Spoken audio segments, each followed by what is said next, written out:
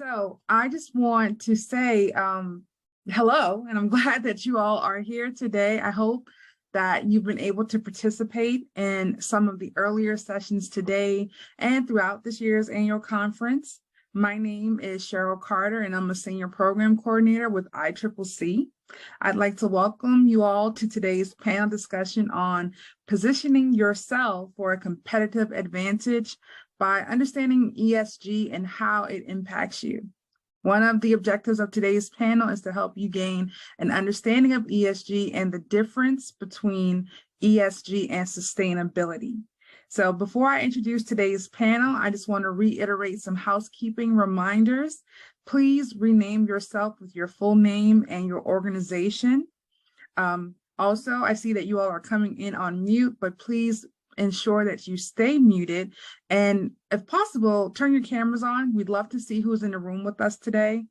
Feel free to use the chat box to ask questions. I will be compiling those questions and we'll ask them of the speakers during our question and answer period, which will be towards the end of today's panel discussion. If you desire, you can turn on closed captioning by clicking the closed caption button in the Zoom toolbar. Before I go any further, I just want to make sure, I just wanted to make sure we were recording, okay? All right. Also, you can toggle to Spanish language live simultaneous translation by clicking on the interpretation button, which is also located in the Zoom toolbar. This will allow you to switch languages.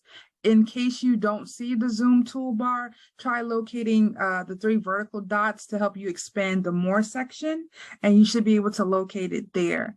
We will share recordings and any materials from our sessions to the extent that we're able to do so after the conference is over.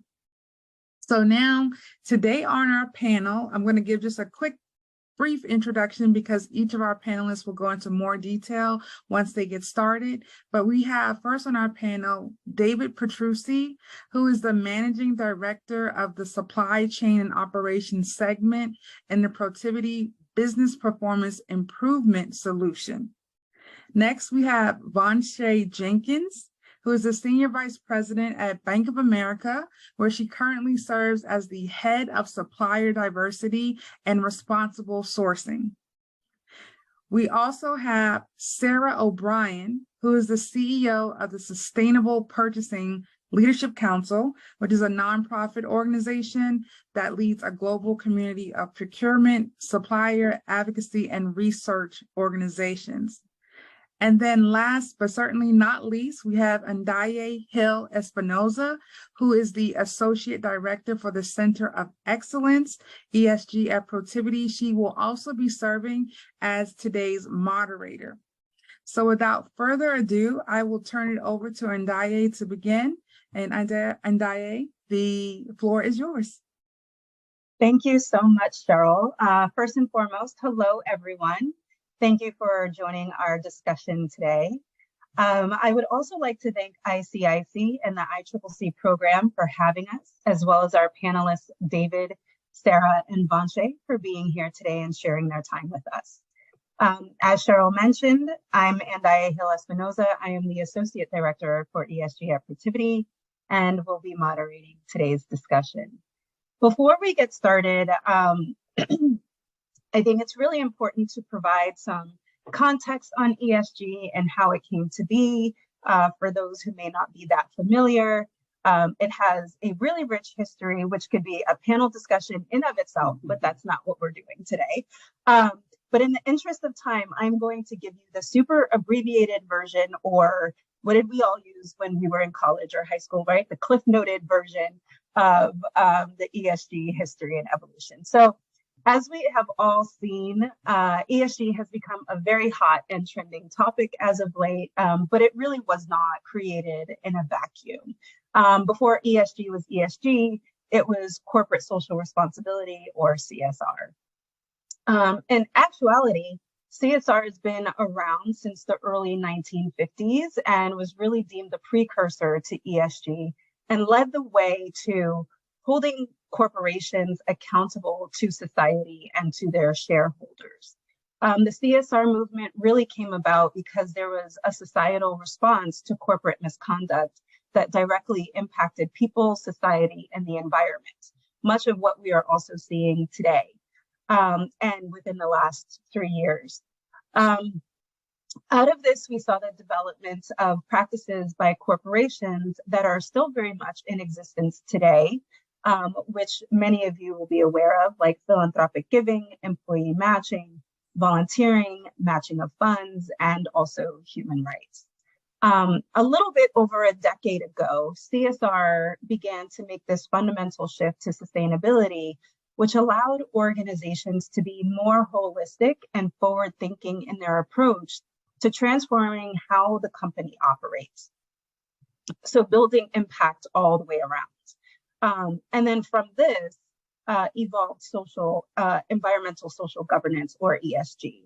And ESG is really a framework that helps stakeholders ranging from employees to community members to shareholders really gain insight and transparency into the impacts of a company on society and the planet, as well as the key challenges, risks, and opportunities that impact the company. So if we think about it from an inside out and an outside in approach, and or what is called double materiality in ESG speak. So now that I've given you a brief context and history, I think that's a great way to segue into the first question, which I'm going to direct to you, Sarah, and that is that ESG is in the news a lot lately, as I said earlier, as is sustainability. And we've often seen them used interchangeably, despite being two different things. Can you help shed light for our participants on what they are and what's the difference?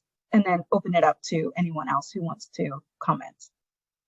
Sure, and thanks, Andaya. I think you covered very quickly a long evolution of this work. I think, from a supplier perspective, from a small business perspective, from the perspective of someone who's kind of understanding that ESG is something important to pay attention to, but not quite exactly how to get started, I think it's important to realize that ESG at this point, because it's looking largely at risk to companies having to do with perhaps their human rights record, their environmental record, or the impact, as you know, with double materiality, the impact of things like climate change on a company's ability to thrive and prosper. ESG has been very investment focused. And, that's probably good and bad. The good is that investment focus drives a lot of attention, particularly in large publicly traded firms. If your ESG performance is part of what investors look at as they make decisions about investing in your company, then that really means that good performance, understanding your risks and addressing them becomes really table stakes for corporate firms, for publicly traded firms. So that's a really good motivation for firms, even if their commitment to corporate social responsibility was maybe just sort of the middle of what they cared about. It's now part of their critical business strategy. And so, that's sort of the ESG frame. And that's why many of you, if you're working with large corporates, will find that they're now asking in procurement vehicles for data, for reporting on your ESG activities or initiatives, is because they want to be able to roll up that data and show that they're working with companies that observe the same kinds of positive strategy that they do on environmental, social, and governance issues. But I think, to step back at the Sustainable Purchasing Leadership Council, we really think of sustainability as bigger than ESG. Sustainability is really a larger understanding and a larger movement to support, as we like to put it, healthy individuals, healthy communities, healthy business, healthy economies, and a healthy world. That sustainability is really about protecting everyone's rights to a healthy, happy human life on Earth. And so that sustainability commitment can really serve as a North Star for business, regardless of a company's direct risk. You know, that kind of frame of sustainability really enables us and encourages us to look for opportunities to do better, to look for opportunities to give back to our workers, our suppliers, our communities, in ways that benefit all of us. So sustainability really combines environmental and social, much the same as the rubric of ESG, but I think it's a bit broader and kind of can offer folks a way of understanding what they're already doing, perhaps in the ways that they treat their workers, in the ways that they look at their business as a positive contributor to society. That's not separable from ESG. It's kind of the water in which ESG is swimming, if I can put it that way. Thank you for that, Sarah. Vanche or Dave, did you want to add on to that? Yeah. Hi, everybody. It's great to be here with you today. You know, Sarah, I think that you're absolutely spot on. And when you were talking, something else that came to mind for me, and it's probably because I've been in the financial services industry for 25 years, and we are hypersensitive to regulators and laws, rules, and regs throughout the globe. When we think about the evolution of CSR to sustainability to ESG, and you're right, I mean, there's just so many areas where it's interconnected.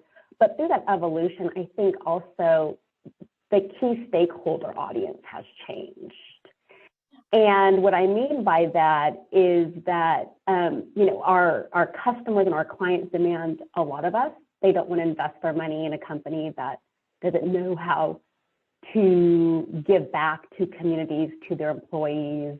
Our employees are expecting a lot of us. They want to work for great companies, and this is part of the value proposition of that. And then you talked about the credit agencies.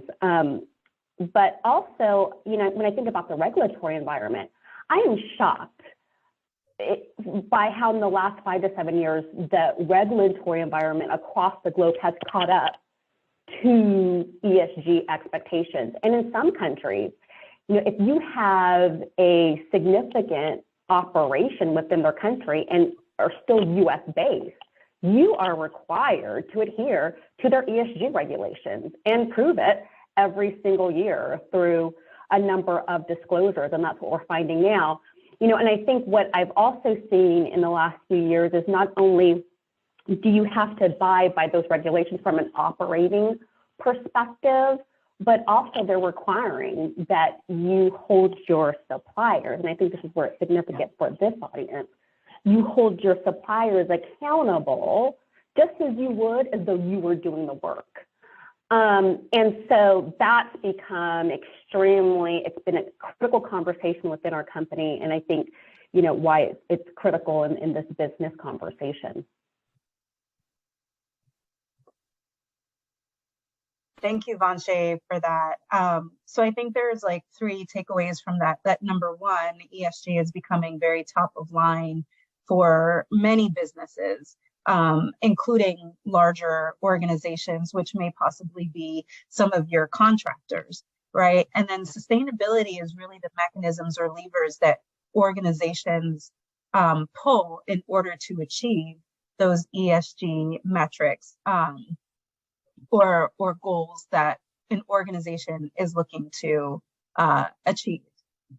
And then in addition to that, also what you just talked about, Vanche, is that we're seeing large organizations and potentially your contractors shifting some of the responsibility to suppliers in order to help them meet their ESG goals.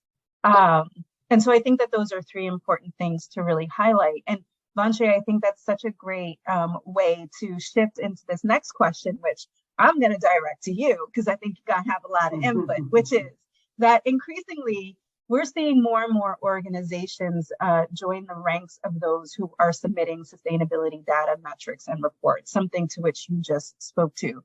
What are some of the concerns of these businesses, and why should our participants and other suppliers be concerned around this as well? Great question. I'm pretty sure many of you on the phone have heard the term greenwashing, i.e., and this is, an environmental example, but, a company puts out there that they're doing great things to improve the environment, but when you lift the hood, they're not really doing much. They may be throwing a lot of money at an ad campaign or a marketing campaign, but when it really comes to evolving their operations to make sustainable impact, that's just not, that just may not be happening. And so I think many industries across the board are sensitive to that, and so are key stakeholders. And so when we think about data and metrics, we're also thinking about transparency and accountability. So what you'll start to see is there's a lot of engines out there and a lot of nonprofits that are really helping corporations and businesses prepare to disclose and be transparent in a way that's meaningful. So that's always top of mind. There's a lot of science to it, so we think through that. There's a lot of agencies out there that are looking for disclosures. So we think about time, attention, and energy to provide consistent disclosures across the board without having to recreate the wheel for every agency that's asking for disclosures. That's top of mind.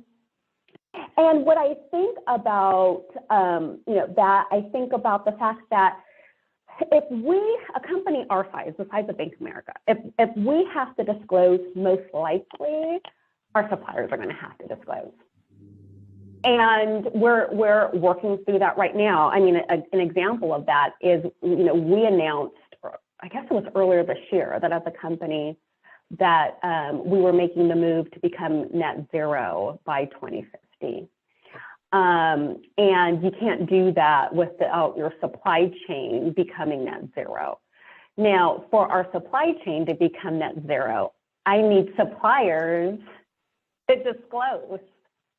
So I understand what our target should be, as well as I can filter that data through our own disclosures, and that's scope 1, scope 2, scope 3 emissions. So the other thing that I think about and keeps my team up at night is how do we educate our supplier base on data, metrics, keeping them consistent, disclosing, et cetera.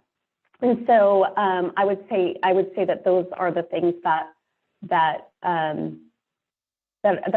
important. And the other thing, going back to the whole regulatory environment, I think you guys may have seen, the SEC is coming out with regulations that is centered around disclosure. It's really not centered around, okay, we want corporations to do X, Y, Z to affect climate change. What they're saying is, if a company, makes a broad commitment to the street, to their clients, to their customer base, we're going to require you to disclose how you're progressing towards those commitments. And like I mentioned, we as a company said we're going to get to net zero, and we also announced in that same sentence that we're going to get our supply chain to net zero. So we're going to have to eventually disclose if that regulation passes through. So that's probably the things that are top of mind for me right now. Yeah, and I'd love to jump in on that topic specifically, because I'd like to give a little bit different perspective, right? We've kind of heard from the regulatory perspective. I grew up on the operations side. I grew up in industry, and most product companies actually think about this in a different way, right? They think about this as a competitive advantage for them, right? Most product companies grew up, everything is focused on operational excellence. How do I become more efficient at how I do things? And I think it's probably 3 to 5 years ago, a lot of leading operational executives, the light switch went off, right? And said, sustainability isn't about checking this box. It is truly about competitive advantage. And by the way, in today's world where I have constraints in my supply chain. I have limited raw materials. I have rising energy costs. This becomes a competitive advantage for me to focus on and actually drive sustainable operations into my everyday life. And you're seeing it's also kind of a bottom swell of the younger generation that are now in roles that have direct impact, think that way just out of the box, right? And so, you know, we sometimes talk so much about the reporting, so much about the disclosure, and not enough about what are we actually doing and how do we do it faster, because it drives competitiveness to your business. And I think with the participants in today's call, a lot of that is really about how do I drive impact? Because impact at the end of the day is what matters to all of us. You know, if you go back to COP26 or COP27 most recently, the real topics were about the lack of results. It wasn't necessarily about the reporting and disclosure, is the lack of results. And so how do we drive more effort and energy towards how do we reduce, how do we replace, how do we innovate? And I think that's where, you know, a lot of operating companies could spend more time and actually position themselves. And especially for small companies, it's so hard because reporting has been all over the place. Let's face it, standards weren't standards. There were multiple standards and they're changing constantly. They're morphing, they're aggregating, they're combining. That's just a lot to keep up with for a small company. So there's some, you know, there's some things that, and you know, Von Shea at B of A and others, you know, if small companies can show you actual impact, and that can be through a video, that can be through conversation, it doesn't always have to be through a report, that drives a lot of action. And, you know, recommendations I have for smaller companies is show the great things you're doing. It doesn't always have to be in a formal report process. Make videos, talk to people, have others talk for you, but show and tell, right? Show and tell is a great mechanism for small companies and doesn't take a lot of cost and doesn't take a lot of effort. So I think that's, you know, one thing I always like to bring out, the operational side of this discussion. And we should just be doing it because it's going to help our companies be more competitive, you know, at the bottom line. Yeah, it's such a so great Dave, point. I'm smiling Dave. right. Oh, sorry. Go ahead. I was just going to say it's such a great point, Dave, because the you know, there are opportunities for things like waste reduction that actually have a cost impact, a positive cost impact for a small company. You know, there are these opportunities to improve your efficiencies and so forth. It's also, I don't think we've said yet, and I think we really need to just note that, you know, 70 to 80% of most large firms' impact, whether it's social, environmental, climate, occur in their supply base and supply chains. So it's not a nice to have that, you know, they want to help their suppliers. It's a real necessity for companies that are trying to differentiate, that are trying to improve their operations. They really need to partner with their suppliers, including small suppliers, to help attain their own goals, as well as helping those suppliers become more competitive in this ESG inflected marketplace. So sorry, Von Shea. Well, I was smiling when Dave was talking, but then double smiling, sorry, when you chimed in, because I don't know if folks on the phone have noticed, but, you know, many of your clients or customers, you know, may come out with an annual report talking about the business. And, you know, we've seen a trend where in addition to the annual report, they're coming out with an annual ESG report. And what I love about these reports, because I go read as many as I can, because I'm just curious, is that, you know, some of it's numbers, metrics, and data, but a lot of it is the story. It's case studies. It's stories. It's case studies. Yeah. I mean, so many of them talk about, you know, here's how we got to this place, and here's the business, here's the supplier that helped us along our journey. This supplier brought this innovative idea to us that we were able to adopt to achieve our goals. So much of it's case stories. I cannot agree more. Tell your story. Yeah.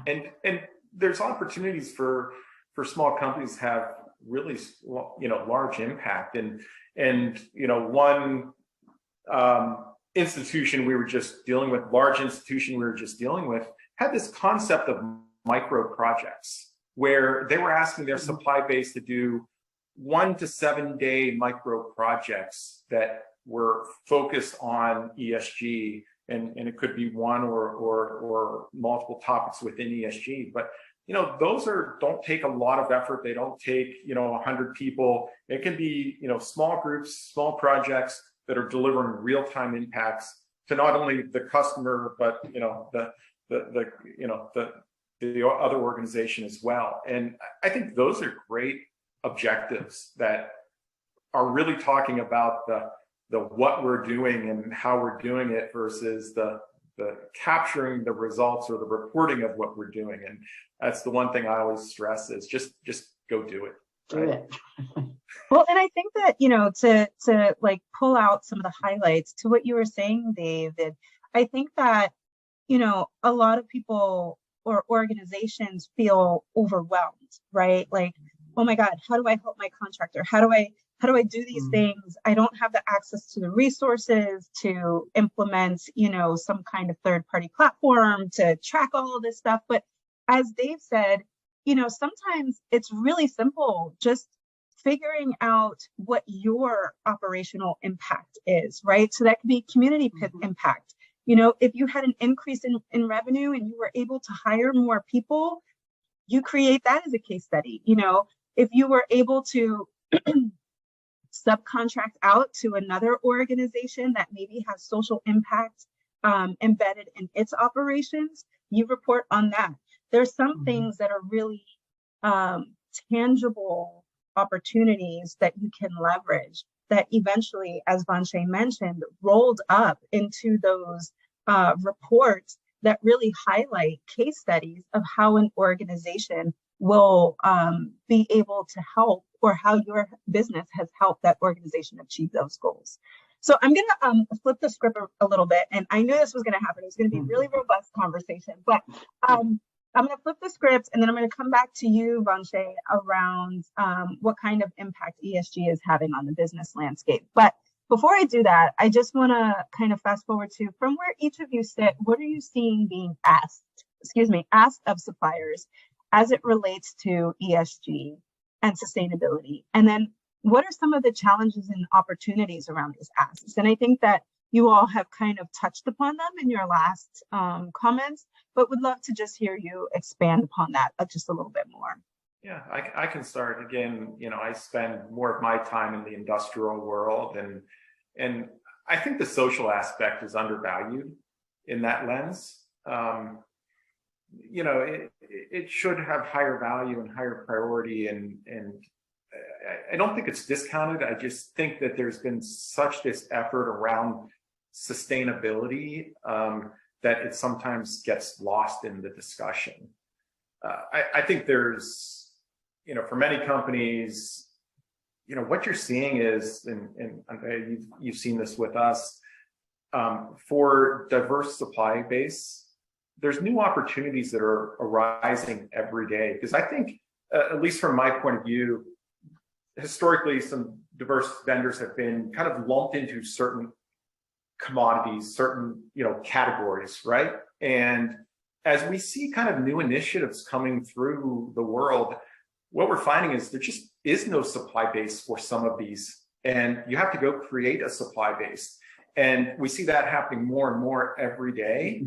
And I think that's where small, diverse suppliers can really kind of broaden themselves and broaden their opportunity by, understanding where those opportunities are, how to find them, and then filling gaps and there's gaps everywhere, right? And not just falling into traditional cycles, but stepping into brand new cycles. I think that's a great opportunity for small companies. Yeah, I think, we really saw, and research is confirming that during the, supply chain collapse, as we might refer to it, during the pandemic, the purchasing organizations that did best were those that had sustainability programs or engagement development programs with their suppliers, because they had real relationships with suppliers. They were already engaged with them, not just on information transfer, but also on providing opportunities for upskilling or different kinds of support and so forth. And so those suppliers both had a communications channel to their customer and were able to tap into some of that larger customer's resources. And the large customer was able to tap into the loyalty of those suppliers who had been supported in ways that helped build their business, helped them differentiate and gain more business. So those relationships were much more durable than relationships, buying on the spot market thousands of miles away. And I think that's, we're seeing that's kind of an enduring outcome of the past few years, is that people really are looking to develop those more resilient, more connected relationships with their supply base, and even to consider closer in, not necessarily reshoring of everything, but really considering local and regional suppliers, really considering how that reduces risk, as well as achieving some of their social goals that might be to keep some of their spend in the community to build better jobs, better community wealth, and so forth. So I think that's been a great trend. Yeah, it's not just about lowest cost anymore, right? It's about flexibility, adaptability, right? We're never going to stop disruptions, as much as we all say we can, and we're not. So how do we better react to those disruptions and have a better diverse supply chain, not all sitting in one part of the world, to be able to react better to that? That's the key, and it's providing a lot of new opportunities. Yeah. Well, I had to reflect on that question, and Dave and Sarah helped me to do that. So, here's what I would say, and I agree with both of them, because as I was, thinking through, the fact that we just come out of a pandemic. So we've had our supplier diversity program for 32 years. Yeah, we started in 1990.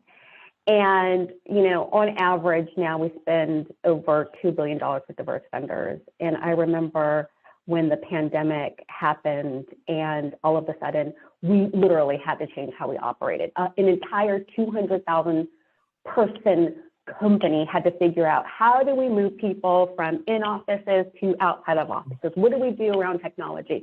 Oh my gosh, we need masks. And I remember talking to our senior leaders in the company, and they're like, how can we tap into our diverse supplier base to help us with all of these problems? That's what they were thinking about, because we knew that we had the relationships and the innovation. And guess what? Our diverse supplier base came through for us. I mean, the pivots that happened were just amazing. And so I totally agree. It's continuing to leverage and hear from what our diverse supplier base brings to the table in regards to innovation. So yeah, that's what we're constantly being asked for in our supply chain. Innovation. How are we going to partner with innovative companies? What's new? How can they help us get ahead of the curve, et cetera? So that's on that side. The other thing that, I was reflecting on is the fact that we have the supplier diversity program for 32 years. And when I came on board to lead this work, one of my tasks was to start a responsible sourcing program, which really hands down, it just is all about the fact that we want our entire supplier base to align to our ESG values. And so that's what we're asking our suppliers to do, understand and align to our ESG values. And we make it very clear for them in our vendor code of conduct. So that's another tip. If you want to understand where your clients are and their views on, how they want their vendors and suppliers to operate, most of them will probably have a vendor supplier code of conduct that outlines all of that. But not only was it important that we partnered with vendors that align to our ESG values, the other part of our program is accountability. So we're asking our vendors to prove to us that they have those values. Tell us what you're doing in your communities. Tell us about your DE&I programs and your diverse hiring practices. Tell us how you're keeping your employees safe. tell us what you're doing in the environment. Tell us, how do you operate? So we're talking about governance, operate a sound company. And we do this during the due diligence phase of our procurement program. So, you get vendors who, come to us, 3 or 4 may participate in a bid, and we ask our vendors who are participating a set of due diligence questions, and we wait for their responses. And what we've told our leaders who are responsible for the third parties within their organization is, if all things are created equal, it is our expectation that you align with the company that best aligns to our ESG values. So the expectation is, it's not decreasing, it's increasing, but I'm going to go back to kind of where, I think, Dave has pulled the thread through, and that's a great place to be. If you can get in front of that, oh my gosh, to position your company in those key ways, you're winning. Yeah. And you can leverage the relationship or transaction with one company across all of your potential customers. That's the thing. I think sometimes, particularly small suppliers, think of this as like, oh, it's a burden, it's a struggle for me. I only have, a limited amount of time and employees. But if you can see it as, this is enabling your, successful engagement with any number of customers who are looking for the same kinds of socially responsible, environmentally responsible activities and strategies, then it becomes, you're sort of amortizing that work over a lot of opportunities. And it really becomes about, as Dave says, putting yourself forward in the marketplace and differentiating as, yes, I can meet your code of conduct. I can also meet this person's and this person's, because I built that uniform understanding and set of programs that meet those needs or those questions. And Sarah, okay, and Dave, I promise I'm going to shut up. I really do promise, but I love this topic. Sarah, I am picking up what you're putting down, because especially for the businesses who may work or concentrate their work, their products or services in a specific industry, guess what? We all talk. Yeah. I am constantly picking up my phone to who you think would be my competitors and saying, hey, I have this problem and I need help with it. Who do you have in your Rolodex? Or I'm constantly sending emails saying, oh my gosh, I just met this innovative supplier who's doing XYZ. You guys should call him up. So do not underestimate the power of community. The world keeps getting smaller. Yes. It does. And I think that also demonstrates shared value, right? If, for example, if we all know that we need trash bags, but we all know that there is a supplier that creates trash bags sustainably, they look further down their supply chain and they align to ESG values. I can say to David, Vanche, and Sarah, hey, I have this great supplier that you may be interested in, right? And then that's driving business to that supplier as well. Sure. I feel like you kind of answered my next question, Vanche, but I'm just going to ask it anyway to see if there's anything that you want to expand upon. But if not, then we can move on to the next session, because I do want to leave time for Q&A. But so you all have kind of highlighted, what is happening. But Vanche, what kind of impact is ESG having on the business landscape? And I don't know if you do want to expand on why small to medium-sized businesses should be paying attention. I think an easy way to think about this is look around us. And Ande, it goes back to what you were saying when we were, talking earlier around the difference between CSR and sustainability. That's the thought of, what we do, what you all do in your businesses to impact the world around you.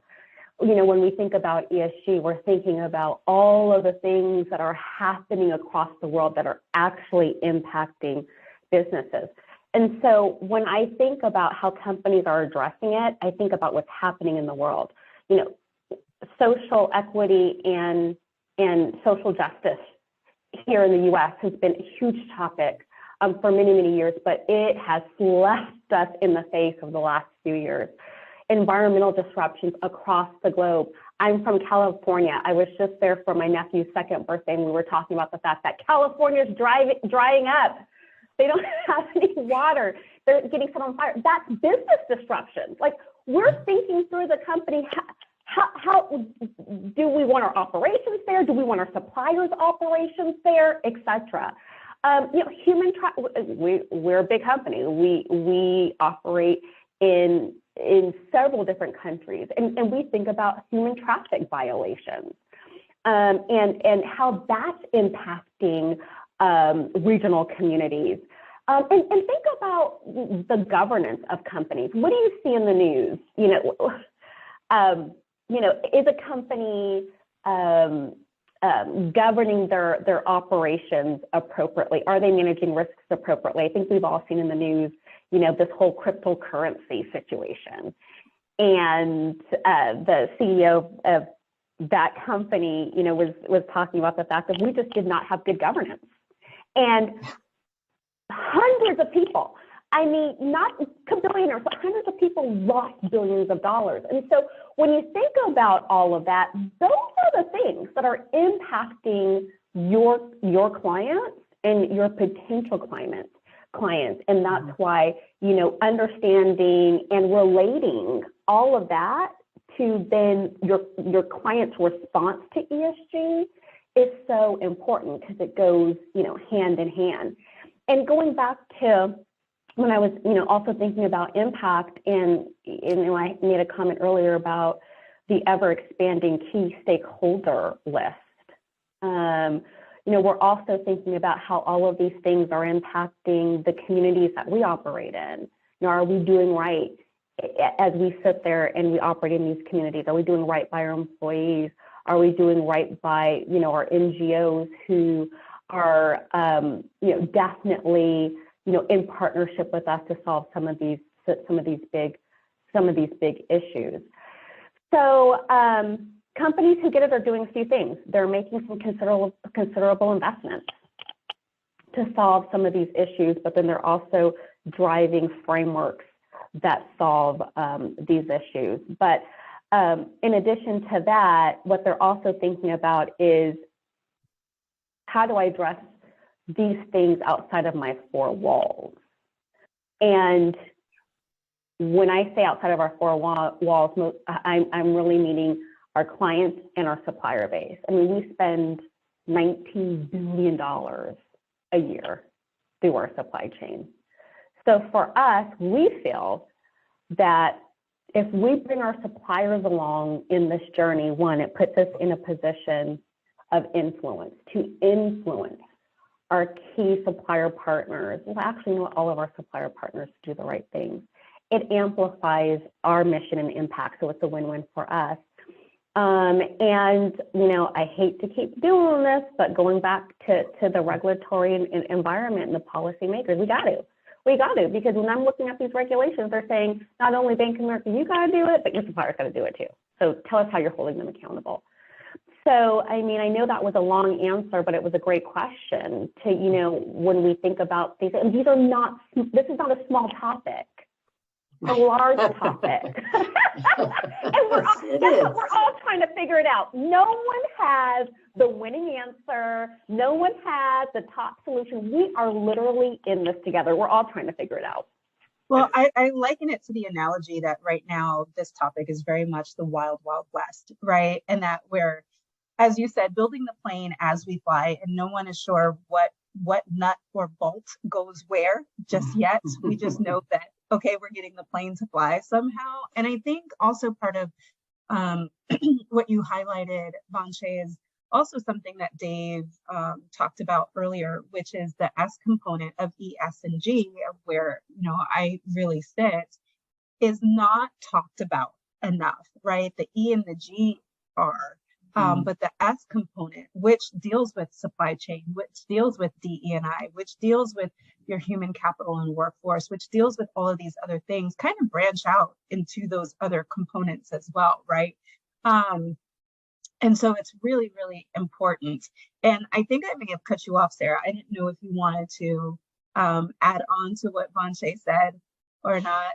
Well, I'm loving this conversation. I've kind of forgotten the question, but I think that I would add on to what you just said, Anday, that sometimes we artificially separate these things. I mean, ordinarily, if we're looking at issues, say, as Dave raised, I used to work with the electronics sector a lot. If you're looking at an electronics facility where people are assembling things, there are significant social problems around working hours, fair pay, etc.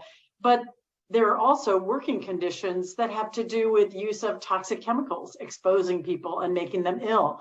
Those toxic chemicals may then run off and harm the community around that facility. So these, when I said at the beginning that, thinking about this as healthy people in healthy communities in a healthy world, it sounds kind of shallow, but really, if we're thinking about how these things interrelate, they are integrally related. If workers don't have appropriate, recourse to being treated badly, then they can be treated badly in ways that also harm the community. They can be treated badly in ways that, cause the community to be impoverished. There's just a kind of continuum, and that's why I love, what Vanshay and Dave are saying is, we have to look at this as holistically as we can and understand that if we, for example, offer or protect workers' power to help impact how they're treated, then those workers will probably impact the operations of the facility where they're working for the better. They may, everybody sort of is raising the bar when we integrate the social and environmental, looking at environmental justice, the fact that factories in certain areas discharge poisonous chemicals into communities, that has to do with social structures, but it also has an incredibly negative environmental impact, right? So I think that making sure that we understand these things holistically is really important. Then, as Vanshay says, it's the wild, wild west right now. We're all trying to figure out how to deal with these things, and we need to parse them out and say, okay, focusing in, we're going to put together some structures. But I think that, I've heard it said a lot recently that collaboration is the new leadership. And I think that's so critically important here that, if Bank of America is asking for one thing and JP Morgan Chase is asking for another thing and Truist is asking for a third thing, then suppliers are confused. There's a lot of churn. There's a lot of distress in the system, where if sectors and companies and producer groups can work together to create some definitions and some expectations, then suppliers can say, okay, well, I work with this sector a lot. I understand where the bar is. I understand how I'm going to be measured. And that means I can plan, I can invest, I can learn in order to meet that uniform expectation, right? And that's where I think that's a lot of what we at the SPLC do, is bring together our 180 organizations with $800 billion in spend to try to share expectations and kind of align around what we're asking of suppliers. Because otherwise, poor small suppliers who get 200 questionnaires from different companies are just overwhelmed. Even large suppliers are overwhelmed, where if those customers can say, hey, look, we all have a certain expectation. We've talked, we're not doing restraint of trade. We're not doing anything that violates antitrust. We're just looking for performance expectations that we can communicate clearly together. That enables suppliers to really innovate and grow and meet those expectations in a way that's really, creates prosperity rather than a burden. And I'd like to circle back on kind of the collaboration value chain discussion, because I think it's really important. And one thing that's come out of the pandemic is we're not going to collaborate the same way we've traditionally collaborated. And it's not about your four walls in your tier 1 or your tier 0.5 suppliers and your next layer up of your trading community. It's about the value chain now. And certainly Scope 3 addresses some of that. And in many ways, this is an opportunity for the small suppliers, the diverse suppliers, to get a better seat at the table. And when I say this, I give a great example of we were blind during the pandemic. We ERP systems don't communicate shortages and challenges and real-time information, right? And we've been so locked into these old, systems that really don't meet our needs today. And what you're going to constantly see is a changing way of how you collaborate across that value chain. And it's not tier 4 to tier 3 to tier 2 to tier 1. It's tier 5 to, B of A, right? And having more of that direct line. Now, that makes it much harder on the B of A's of the world, but it makes it much easier on the small and diverse suppliers to get a seat at the table and have a say and show impact. And be transparent, because one of the things that really happened in the pandemic was being blind to what was actually happening. Bad behavior was created. One customer says, I need 100 parts. The supplier says, well, I can only give you 50. So what do? You say I need 200 parts, so they give you 100. And that just rolls down the supply chain, and never knowing really where the challenges were in the supply chain. And so you're seeing a very quick change of direction of, hey, it's actually not the tier 0.5 or the tier 1 I want to talk to. It's the tier 5, because that's where the limitation of the raw materials are, and I need to understand what's really happening there. And those types of things are going to go open up opportunities for the smaller companies to have more say and more impact along the way. And I think that's a great opportunity for people to step into. It takes some time for us to get effective in doing that, but that's the direction. And that's what you see from a supply chain every leader focused on right now, is getting more transparency. And it's not visibility, it's transparency. And there's a big difference there, right? And by the way, historically, how companies operated was, well, I got to take care of my big supplier because I put all my commitment to them. And guess what? We're not doing that anymore. We're taking big commitments away from suppliers and spreading them much more equally and much more diversely. So we aren't making, everything in one location. But in doing that, there was an initial pullback of, well, when I'm transparent, I don't always get rewarded for that. And what we've seen very quickly change is there is reward for transparency. And I can give you more supply because you were transparent to me, because now I kind of understand and I can deal with things better versus being told lies time after time. And this kind of self-reporting model that we've been in over the last 20 years, last 10 years, we got rid of a lot of supplier development organizations. We got supplier management organizations where, I was at Honda for years, and we had probably 500 people in the supplier management organization. Their jobs were going out every day and living with our supply base, right? It doesn't happen anymore.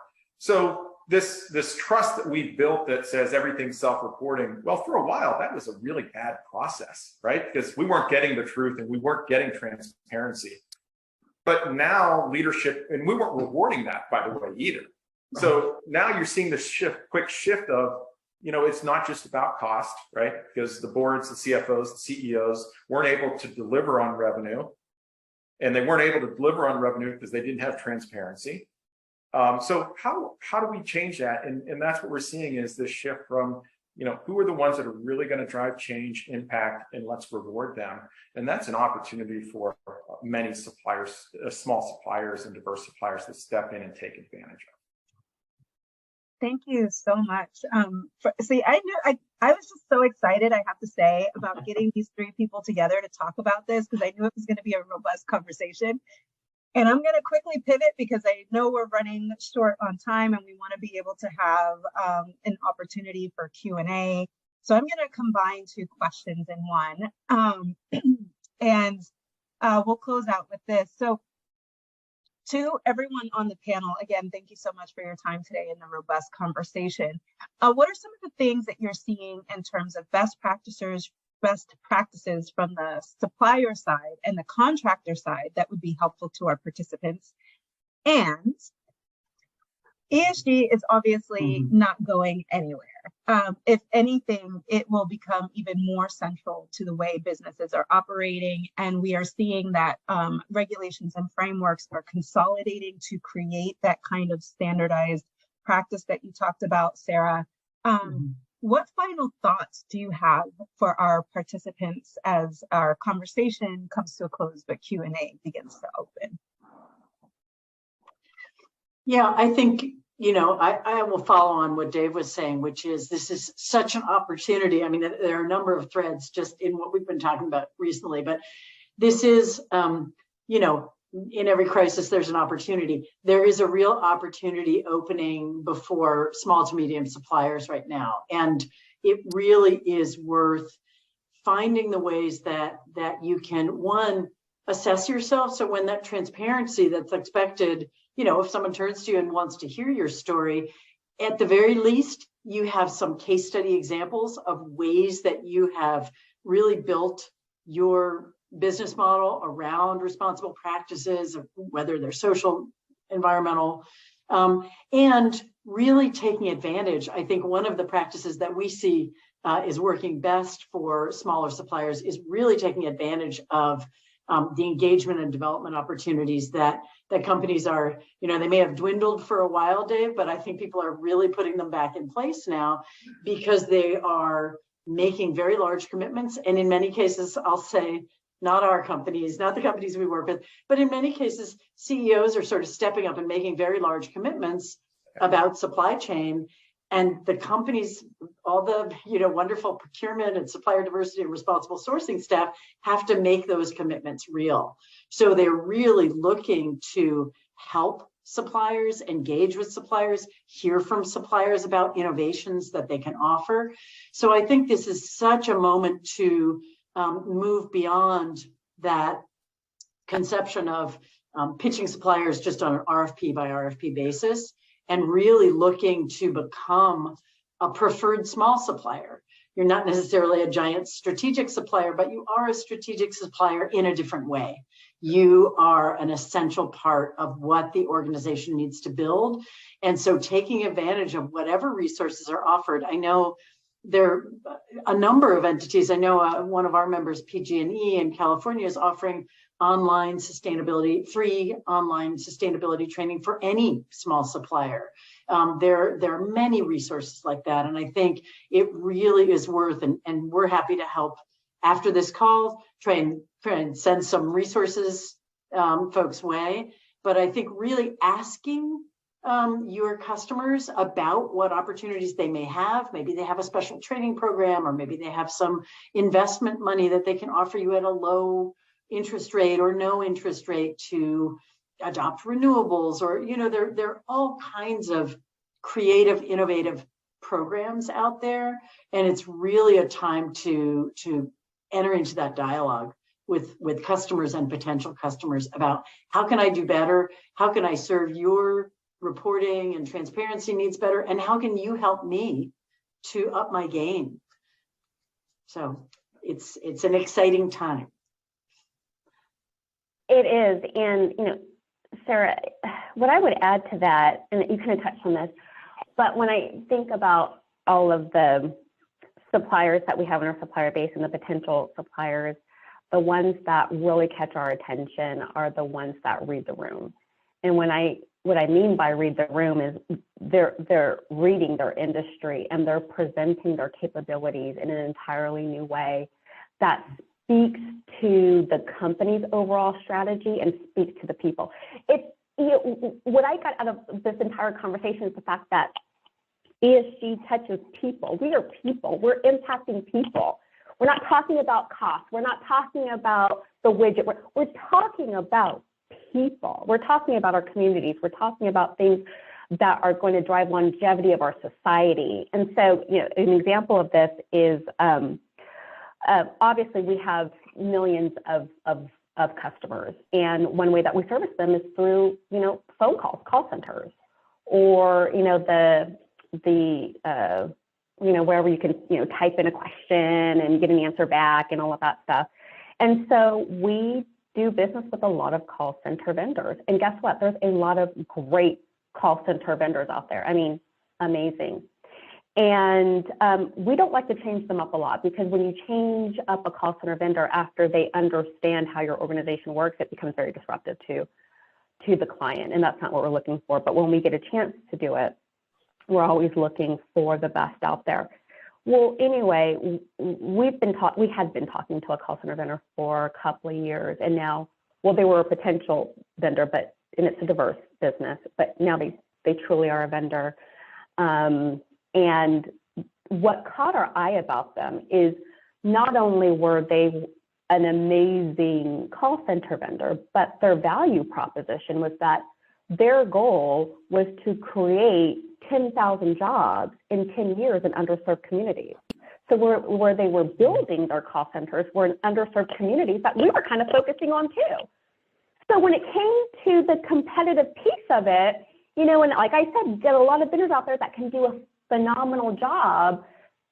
What they were doing on the social aspect was the differentiator. They were doing the same thing in a different way, and they were speaking our language. That's what I'm finding to be really successful right now in this very competitive landscape. You know, the other thing that I would say around the fact that ESG isn't going anywhere yet, that's a true statement. I think, hey, we've all said this in this conversation. It's an enabler. Don't see it as a deterrent.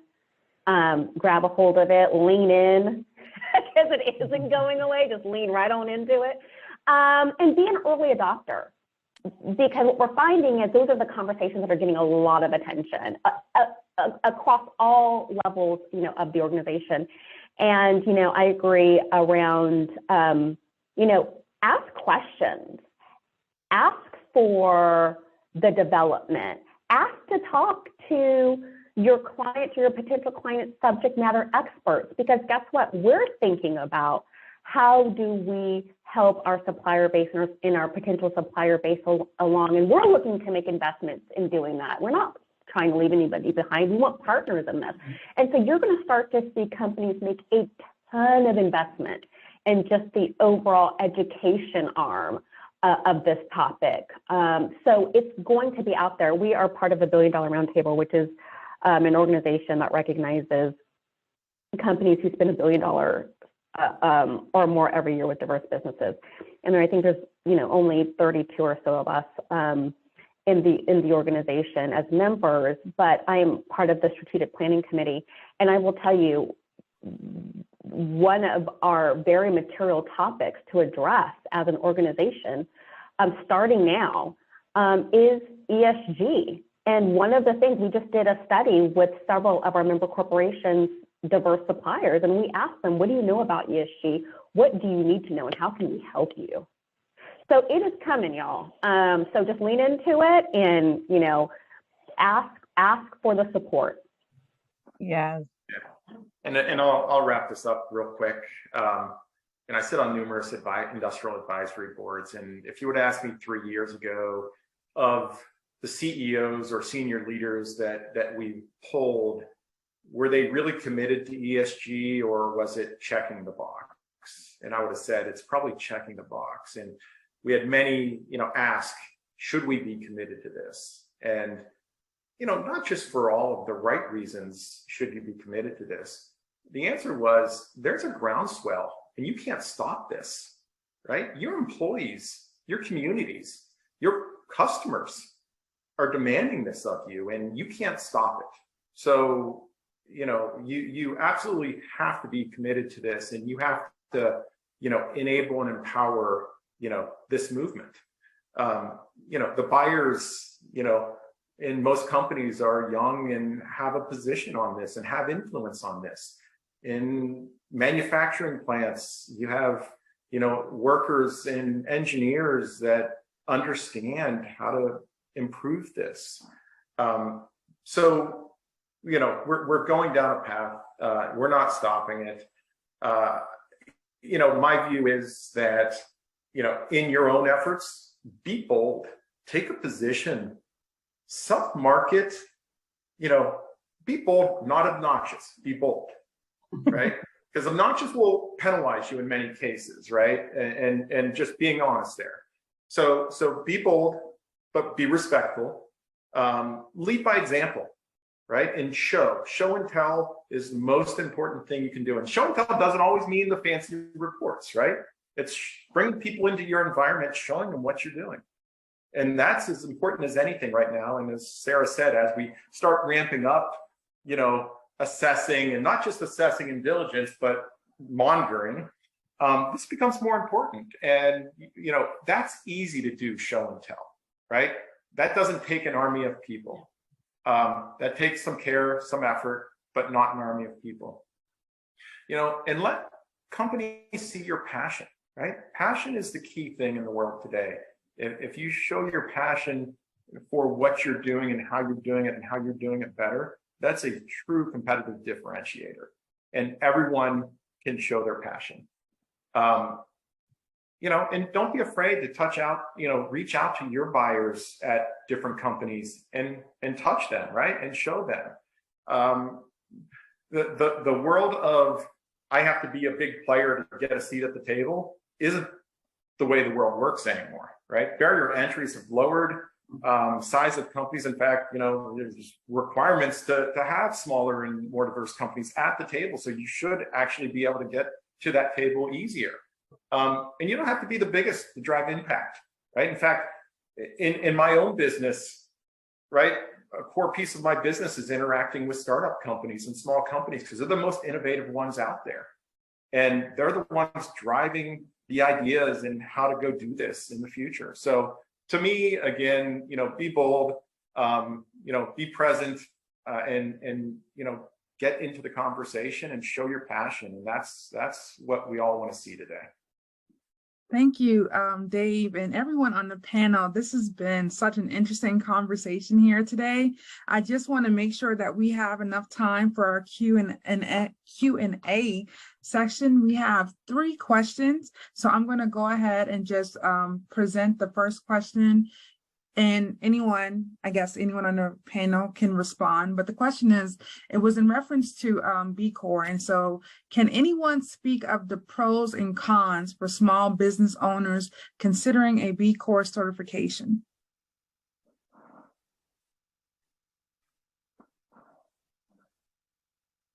I will defer to Vanshay on the buyer side, but I think on the supplier side, I do know that the B Corp certification is great. It really addresses comprehensively many critical areas of responsibility.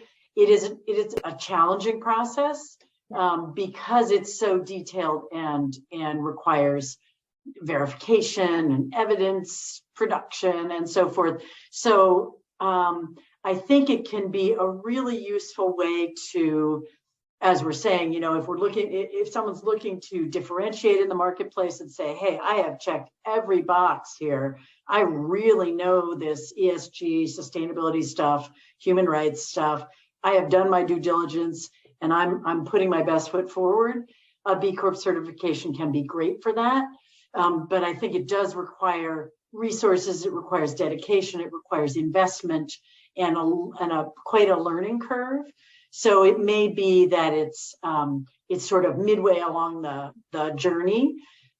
People might want to really look at some of the B Corp information and requirements as a guide, sort of as a roadmap, and then think about, okay, well, as I'm building my program, let me think about how that maps to this more complex, more challenging certification level. And then as you're going, you're not creating sort of, hey, I veered off here, but it's going to reward me, over there, and now I've got to kind of backtrack. I would say, yeah, for a small organization that's kind of exploring ESG, probably that's a North Star kind of roadmap rather than hey, I'm going to jump right in there and do it right now. But it is a really valuable certification. So, and I'm actually. Vanshay, I'm sorry. I just want to, I'm going to move on to the second question. This one's a little bit lengthier, and if we have any time at the end, I want you to come back in. But the question, and this was from Stephen Hemman, do you see these standards eventually being asked of institutions outside the corporate sector? And he goes on to say that he read an article about a union in Manhattan that blocked development of needed affordable housing complexes. And the union stated its first, second, and third priorities were its members, implying that the development wasn't in its members' best interest. And so their question also is, would made me wonder if the said union would hold to an ESG inquisition. So do you see these standards eventually being asked of institutions outside of the corporate sector? And I guess following up, like, what type of ESG priorities could these institutions be held to?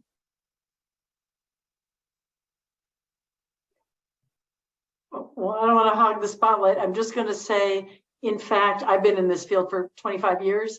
And in fact, the public sector was where environmentally preferable purchasing and supplier diversity initiatives began. Right. Yeah. And that was because they supported policy objectives for states and cities and the feds.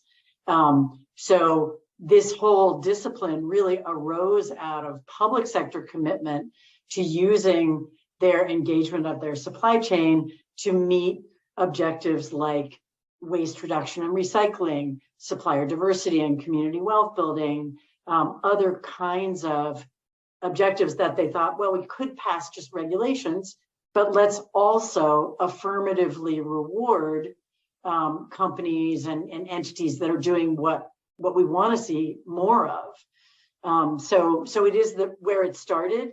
There's still a very strong commitment in the public sector, particularly at the state level, but also cities and counties, to ESG style strategy in procurement and supply chain management.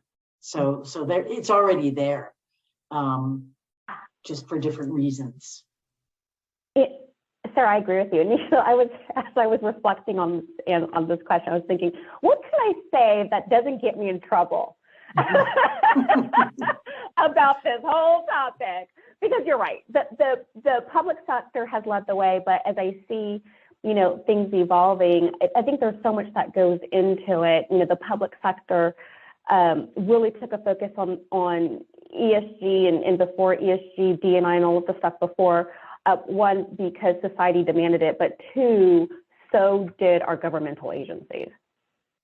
So I think sometimes when we start to, read the room and try to determine what organizations like unions or other public sector organizations are doing, then I think sometimes we have to look to, who are they, looking to align to when it comes to who their key stakeholders are. And I think in the example that you gave us, key stakeholders could be the employee base, it could be the groups that they are trying to protect, but it can also be the groups that they're trying to influence. So it becomes very complicated. So yeah, I do see it running out of the corporate sector, but not for the same reasons. I know that, thank you, Vanche, and thank you, Sarah and Dave. I know that we are coming up on time. We have about, I think, 2 minutes left, and this Zoom chat is not forgiving. It will close out on us. And I think just really quickly, I wanted to see if we can get a quick response to Kendrick Faison's question about what about an S Corp and ESG correlation to suppliers standpoint. How do we present to you guys? Or just saying how to express our social equity. That's what he's asking. And it would have to be like a 30-second response. Embedded in your capability statement. There you go. So with that said, Cheryl, I think this brings us to a close. I just want to thank all of our panelists, Dave, Sarah, and Vanche, for giving us your time today. Thank you everyone for attending our webinar and our panel discussion. I hope you enjoy the rest of the national conference. Please feel free to connect with us on LinkedIn at any point in time.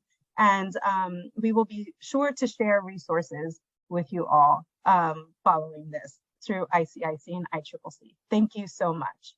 Thank you all. And I also just want to remind everyone that we will have a break from 4:30 to about 4:45, but I also put in the chat the link to return to the main stage. We'll have our culmination ceremony starting at 4:45, and during that time we will be revealing winners of the 2022 Intercity 100 winners. So please join us for that as we can celebrate those winners. And again, thank you all for this discussion today. It has been very engaging. Lots of information has been shared, and I look forward to seeing all of you joining us on the main stage at 4:45. Thank you.